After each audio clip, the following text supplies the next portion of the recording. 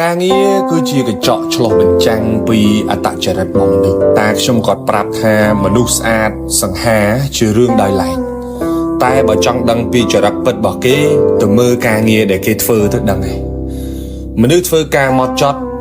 ជីវិតរបស់គេក៏ហ្មត់ចត់ដែរមនុស្សធ្វើការបែបចុងដៃចុងជើងជីវិតរស់នៅរបស់គេក៏មិនគួរឲ្យទុកចិត្តដែរចុងដៃចុងជើងដូចគ្នា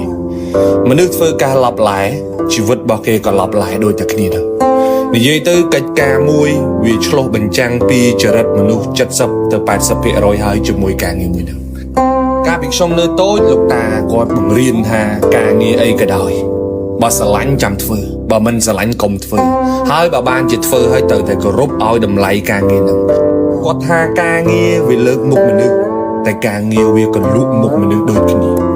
កាន់ការងារតូចក៏ដោយធំក៏ដោយត្រូវធ្វើវាឲ្យមាំកុំធ្វើលេងគាត់ប្រាប់ថាមានការងារធ្វើត្រូវគិតរឿង3ដូចមុំចក្រានចឹងហើយកុំភ្លេចខ្លួនឲ្យសោះទី1គាត់ផ្ដាំថាបើធ្វើការមានការងារធ្វើត្រូវធ្វើឲ្យលឿនកុំធ្វើសើកកុំធ្វើមើកធ្វើឲ្យដូចខ្លាចគេដណ្ដើមធ្វើអញ្ចឹងរៀនធ្វើការឲ្យលឿនឱកាសយើងមានច្រើនជាងអ្នកដទៃគេធ្វើបានមួយយើងធ្វើបានពីរហើយបើថ្ងៃណាមួយគេត្រូវដកមនុស្សចោលគេមិនដកយើងធ្វើបានពីរនឹងទេគេដកអ្នកធ្វើបានមួយពេលធ្វើការត្រូវគិតថាការងារនឹងវាប្រៀបដូចជាការងាររបស់យើងអញ្ចឹងការងារបង្រៀនមនុស្ស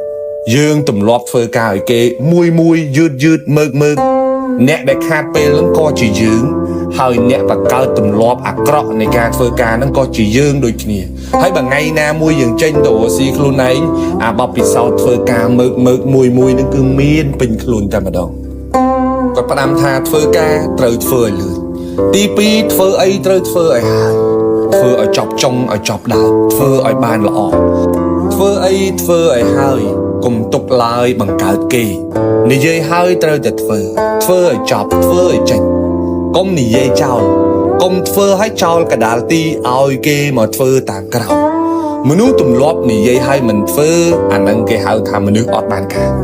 ចំណែកមនុស្សធ្វើហើយតែធ្វើចុងដៃចុងជើងសល់ការងារឲ្យគេធ្វើតាមក្រោយអានឹងគេហៅមនុស្សអត់សាច់ការធ្វើឲ្យបានតែធ្វើឲ្យបានតែគេថាធ្វើដែរ